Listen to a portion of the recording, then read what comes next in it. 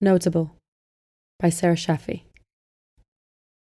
Alone we had become the lies he had told us, writes Shemaine Suleiman in her memoir The Chain. Together we were learning to unravel them.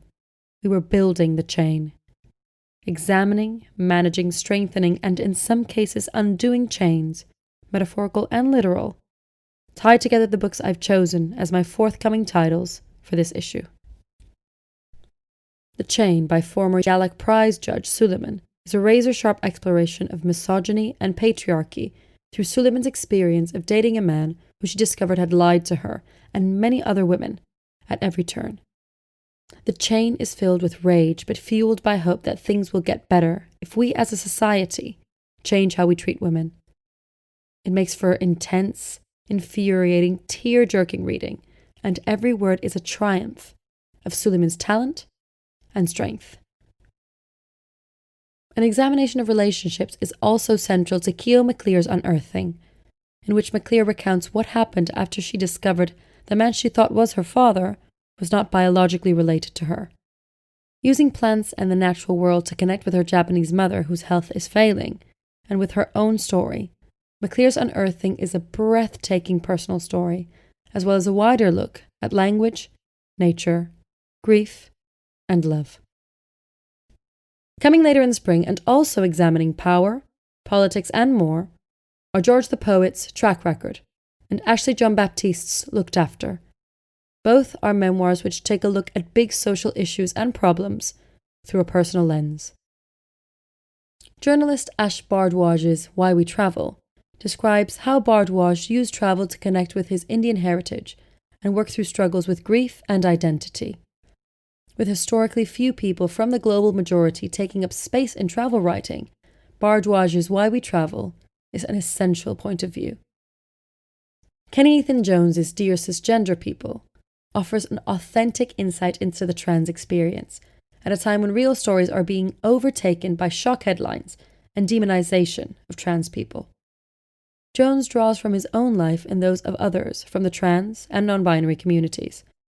Those wanting to explore the queer experience will also love Sana Ahsan's debut poetry collection, I Cannot Be Good Until You Say It, a meditation on queerness and Islam. Jones's memoir cum manifesto and Ahsan's collection may not at first seem like they match well with Gushenga Shenje's historical novel, The Library Thief.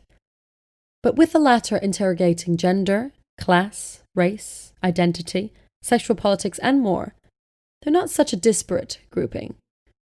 Shenje's story focuses on bookbinder's daughter Florence, thrown out of her home, trying to make her way by taking on a commission at Rose Hall to restore its collection of rare books. There, she encounters a mysterious death and men whose power seemingly knows no bounds. Powerful men or boys are also to be found in Where Sleeping Girls Lie, Faride Abike Aimede's second novel. Like her debut Ace of Spades, it's set in a school for the privileged, which allows Abike Aimede the space to explore wealth, grief, sexual assault, and rape culture. The latter make up the crux of the story, which revolves around a new pupil, Saad Hussein. Despite its size, close to 600 pages, Where Sleeping Girls Lie zips along. By contrast, Joe Hamya's slim second novel, The Hypocrite, is set over the course of one afternoon in 2020, with flashbacks to a trip to Sicily 10 years previously.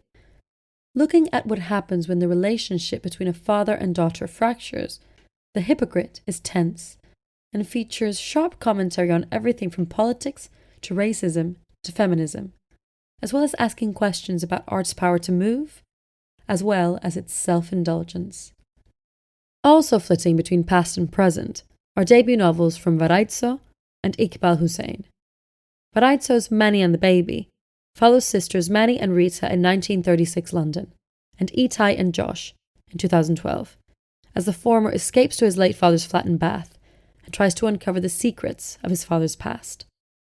Hussein's Northern Boy follows Rafi Assis. In 1981 in Blackburn, he dreams of being a Bollywood star. 20 years later, he has everything he wanted, but returning to Blackburn will be a test of whether he can be his true self or not. Set further afield is Korean-Canadian author Yeji Y. Ham's The Invisible Hotel, exploring the 7-decade-long Korean War. It's particularly haunting at a time when multiple long-held conflicts have spilled over to devastating effect. The Invisible Hotel pairs well with Nam Lee's debut poetry collection, 36 Ways of Writing a Vietnamese Poem. A study of identity, 36 Ways is also an incisive look at the violence of language.